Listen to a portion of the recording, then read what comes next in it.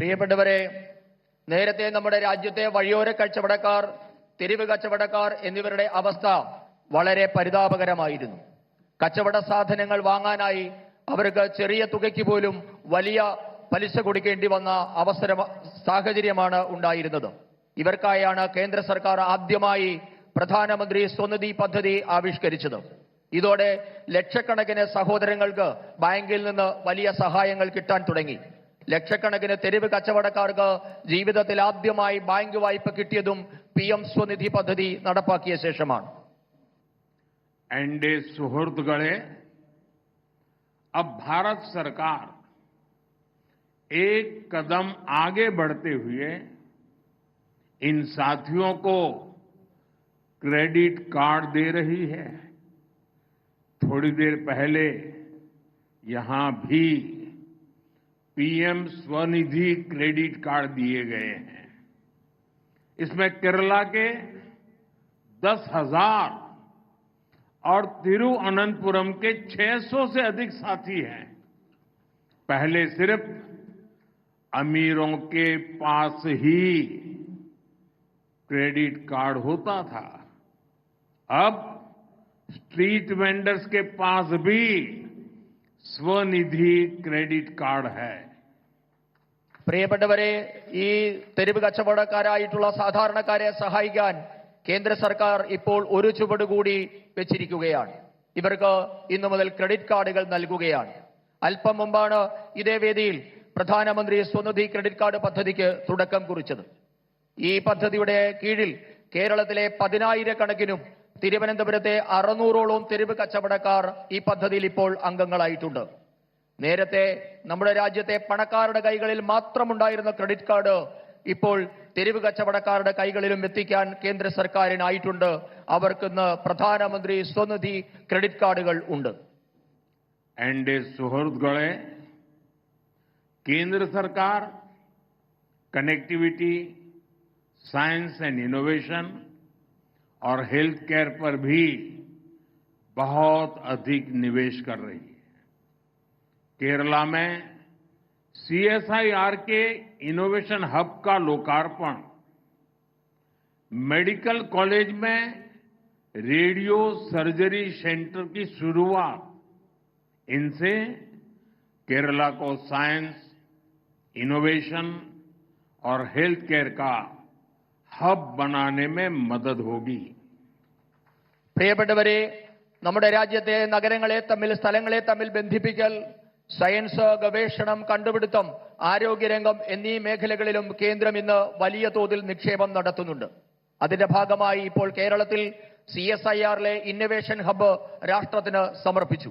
നമ്മുടെ ശ്രീചിത്ര മെഡിക്കൽ കോളേജിൽ radio surgery സെന്ററിന് ഇന്ന് തുടക്കമായിട്ടുണ്ട്.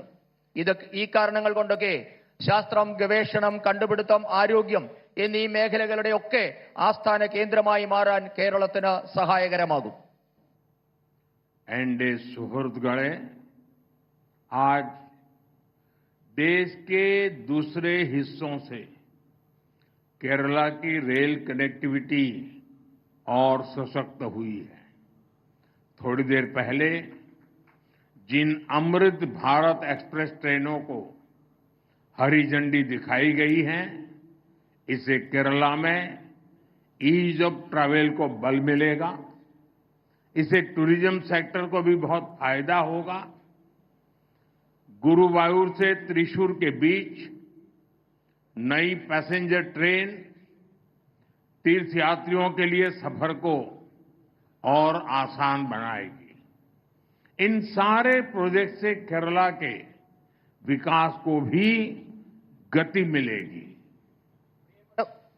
പ്രിയപ്പെട്ടവരെ, നമ്മുടെ രാജ്യത്തെ മറ്റു ഭാഗങ്ങളിൽ അപേക്ഷിച്ച് കേരളത്തിലെ റെയിൽ ഗതാഗതം ഇന്നു മുതൽ കൂടുതൽ ദൃഢമാവുകയാണ്. അല്പം മുൻപ് ഞാൻ പച്ചക്കൊടി കാണിച്ച അമൃത ഭാരത് എക്സ്പ്രസ് ട്രെയിനുകൾ കൂടി ഓടിത്തുടങ്ങുന്നതോടെ കേരളത്തിലെ യാത്രാ സൗകര്യവും ഇനിയും കൂടുതൽ മെച്ചപ്പെടും. വിനോദസഞ്ചാരികൾക്കും ഇതിന്റെ പ്രയോജനം കിട്ടും. ഗുരുവായൂർ തൃശൂർ റൂട്ടിൽ ഓടുന്ന പുതിയ പാസഞ്ചർ ട്രെയിൻ തീർത്ഥാടനം കൂടുതൽ സുഗമമാക്കും. ഈ പദ്ധതികളുടെ എല്ലാം കേരളത്തിന്റെ വികസനത്തിന് കൂടുതൽ വേഗം കൈവരും. साथियों, विकसित केरला से ही विकसित भारत का सपना पूरा होगा. इसमें केंद्र सरकार पूरी शक्ति से केरला के लोगों के साथ खड़ी है। आप सभी को फिर से एक बार बहुत बहुत शुभकामनाएं देता हूं। अभी इसके बाद बगल में ही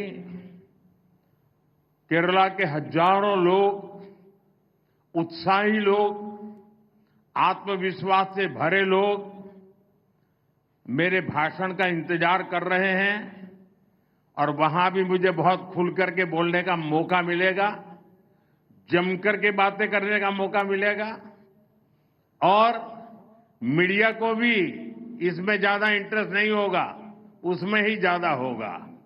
तो मैं आज इस कार्यक्रम में यहीं पर अपनी बात पूरी करूंगा और फिर मैं 5 मिनट के बाद बगल में कार्यक्रम में जाकर के वहां बहुत सी बातें जो केरला के भविष्य से जुड़ी हुई हैं मैं जरूर वहां बताऊंगा।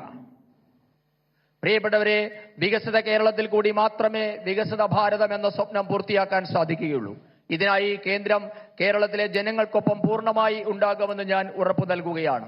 നിങ്ങൾക്ക് എല്ലാവർക്കും ഒരിക്കൽ കൂടി ഞാൻ ആശംസകൾ നേരുകയാണ്.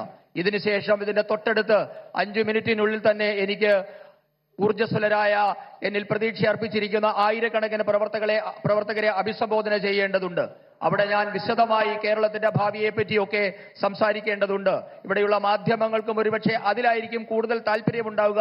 ഇത്തരം വികസന ഈ പരിപാടിയിൽ വലിയ താല്പര്യം ഉണ്ടാകില്ല എന്ന് എനിക്കറിയാം. എന്തായാലും അടുത്ത പരിപാടിയിൽ എനിക്ക് സംസാരിക്കാൻ പോകേണ്ടതുണ്ട്. बहुत बहुत धन्यवाद।